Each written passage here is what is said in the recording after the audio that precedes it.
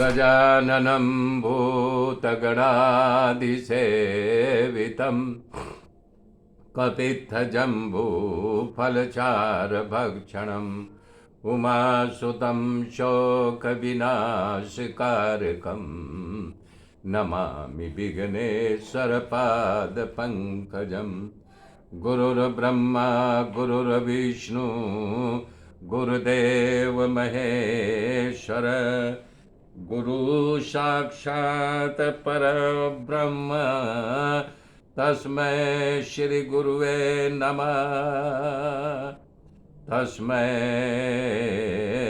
श्री गुरुवे नमः। या कुन्देन्दुतुषारहारधवला या शुभ्रवस्त्रावृता या वीणावरदण्डमण्डितकरा या श्वेतपद्मासना या ब्रह्माच्युतशङ्कर पवित्रभिर्देवैः सदा वन्दिता। सा मां पातु सरस्वती भगवती निषेधजाड्यापहा। हरिः हरिः ओम् हरिः हरिः ओम्। नारायण नारायण नारायण ओम् श्रीमन्नारायण नारायण नारायण ओम्। नारायण नारायण नारायण ओम् श्रीमन्नारायण नारायण नारायण नारायण ओम्। ओम नमो भगवते वासुदेवाय। ओम परमात्मने नमः। मेरे मित्रों, कल शिशुपाल ने न बोलने वाले बच्चों को बोला था तो भगवान ने सोचा कि अब ये अभी युद्ध, क्योंकि पांडवों ने शस्त्र उठा लिया था, उनको लगा कि हमारे यहाँ मेहमान बन कर के भगवान आए हैं, तो इस प्रकार से कि गृह युद्ध न हो जाए, आपस में लड़ने न लगे, तो भगवान ने अपने चक्र को आदेश दिया, शिशुपाल को उनके गले को काट लिया। तब इस प्रकार से जैसे आकाश में से यानी कि बिजली पड़े, तिनखा यानी कि धरती में विलीन हो जाए, उसी प्रकार शिशुपाल के शरीर से एक तेज निकला और भगवान के शरीर में विलीन हो गया, समा गया। सुखदेव जी कथा का विस्तार करते हुए कह रहे हैं, शिशुपाल 3 जन्म से भगवान से बैर बांध करके बैठा था, आज लिए इसलिए उसका तेज भगवान में जाके समा गया, परमात्मा का पार्षद बन गया। उसके बाद पांडव ने अपना यज्ञ प्रारंभ किया, अमृतमय स्नान किया। हे राजा, शिशुपाल को मुक्ति क्यों मिली तुमको पहले बता चुका हूँ, ये कथा विस्तार से पीछे कहा है। हे राजा परीक्षित, उसके बाद भगवान श्री कृष्ण ने 3 महीना तक वहाँ पे रुके रहे, उनसे विदा लेकर के द्वारिका जाने के लिए तैयार हुए तो पांडव पवित्र कीर्ति बढ़ने लगी। पांडवों की प्रतिष्ठा सुन करके संतों खूब हर्षित हुए, पर धृतराष्ट्र के पुत्र इसे सहन नहीं कर सके। हे राजा, दुर्योधन पापी स्वभाव का था, खोटा विचार वाला था और कुरु वंश का वो कलंक था। परीक्षित ने प्रश्न किया कि हे प्रभु, आपने कहा कि पांडव की प्रतिष्ठा दुर्योधन के अच्छी नहीं लगती थी और पांडव के साथ द्वेष था, तो उसका कारण था वो हमें बताइए, क्या कारण था। सुखदेव जी ने कहा, हे परीक्षित, तुम्हारे दादाजी महाराज युधिष्ठिर खूब उदार स्वभाव के होने के कारण सबको यज्ञ में लाभ मिले, सेवा का लाभ प्राप्त हो, इसलिए अनेक लोगों को शामिल किया था। कह रहे हैं उसमें रसोई का भार जो है, क्या बनाना, स्वाद क्या होना और अनेक जानकारी कार भीमसेन को सौंपी गई, और धन का खर्च का जवाबदारी सुयोधन यानी दुर्योधन, भीष्म पितामह उसे सुयोधन कहा करते थे जबकि उसका नाम दुर्योधन था, तो सौंपने में आई थी। सहदेव को स्वागत का कार्य सौंपने में आया था, इसलिए सहदेव की योग्यता के अनुसार सबका स्वागत करते थे। नकुल को खरीदारी का काम सौंपने में आया था, वो सब सामग्री इकट्ठा करते थे।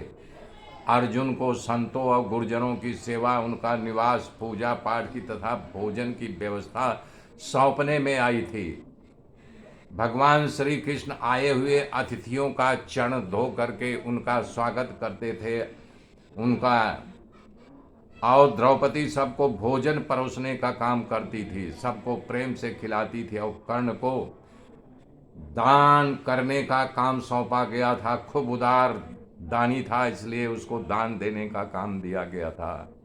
इस तरह से अनेक लोग इस यज्ञ कार्य में सहभागी होने की प्रेरणा भगवान ने दिया था। सब एकांत में स्नान करके खूब खुश हुए। सबको आनंद की सीमा नहीं रही, सब खुश थे। परंतु धर्मराज के राज्य लक्ष्मी से दुर्योधन ईर्ष्या करता था। और आज महाराज युधिष्ठिर के अंतःपुर की शोभा और सौंदर्य को देख करके मन ही मन जला करता था। उसमें राजसूय यज्ञ द्वारा महाराज युधिष्ठिर के जो महत्व मिला, उसके उस ईर्ष्या की कोई सीमा नहीं रही। सुखदेव जी कथा का विस्तार करते हुए कह रहे हैं, हकीकत में दुर्योधन का मन द्रौपदी के सुंदरता पर था। ईर्ष्या का मूल कारण जो द्रौपदी में ही था, उसकी आसक्ति थी। इस प्रकार से हमेशा उसको देख करके वो मन में कुछ कल्पनाएं किया करता था।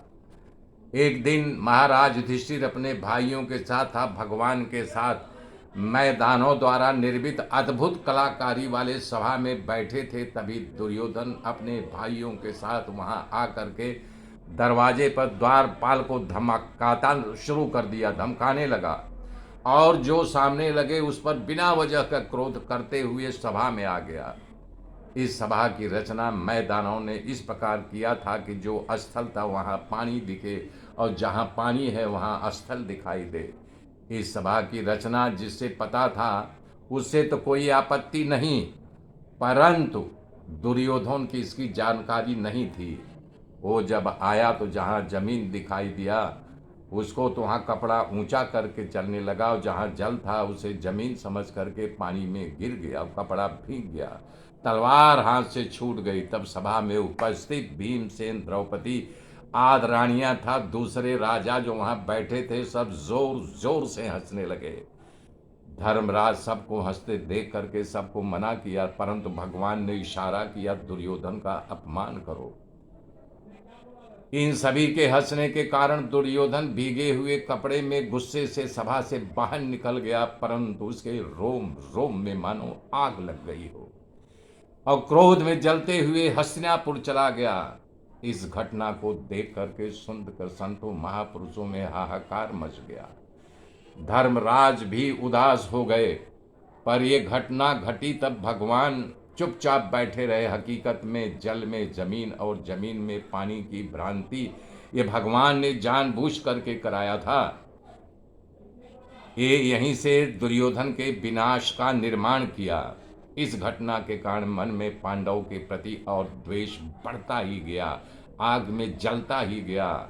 उसके कारण दुर्योधन दुखी रहने लगा, और ऐसी प्रवृत्ति लगा कि जब तक उसका क्रोध शांत न हो क्या उपाय करूं, दिन रात इस उपाय में लगा रहता था।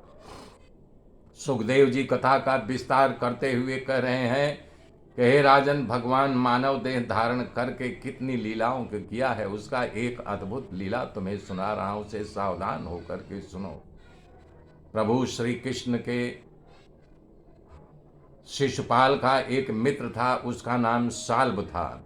जो शिशुपाल का सुदर्शन से गला काट लिए, उसके मित्र का नाम साल्ब था। भगवान जब रुक्मिणी का हरण किया था तब साल जरासंध के साथ शिशुपाल के विवाह में आया था।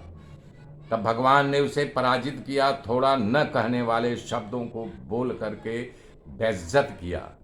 उसी के कारण उसके हृदय में बेर की ज्वाला जल रही थी।